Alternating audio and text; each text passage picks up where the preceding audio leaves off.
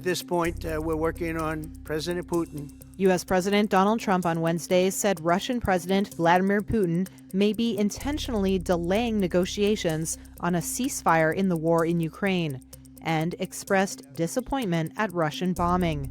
We're going to find out whether or not he's tapping us along or not. And if he is, we'll respond a little bit differently. I'm very disappointed at what happened a couple of nights now where people were killed in the middle of what you would call a negotiation. I'm very disappointed by that. When asked by a reporter what was stopping him from imposing new sanctions on Russia, Trump said he didn't want to scuttle a potential peace deal. If I think I'm close to getting a deal, I don't want to screw it up by doing that. Trump's remarks in the Oval Office came as the United States and Russia quarreled in public over the intensifying Ukraine war. Trump warned in a social media post that Putin was, quote, playing with fire.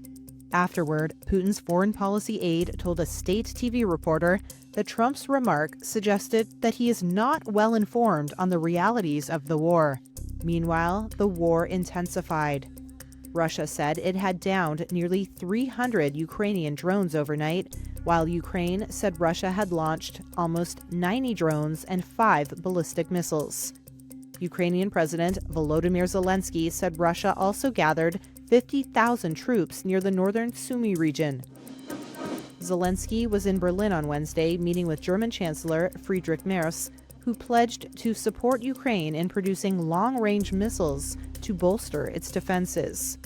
In a joint press conference, Zelensky said Russia was persistently searching for reasons to delay talks to end the war. They do not want to hold talks in neutral Geneva, but they want to have them in a NATO member state, which is Turkey. You see, it is not about which country will host talks and which alliance it belongs to. It is all about Putin and their desire to postpone. They are constantly looking for reasons to postpone a format which can bring an end to the war.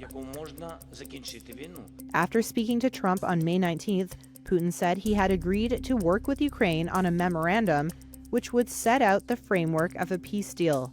On Wednesday, Russian Foreign Minister Sergei Lavrov said that Russia proposed holding the next round of direct talks with Ukraine in Istanbul on June 2nd, with the aim of achieving a sustainable peace settlement. Ukraine responded, urging Russia to share its memorandum on peace without delay, so that a meeting in Istanbul, quote, won't be empty and can truly move us closer to ending the war.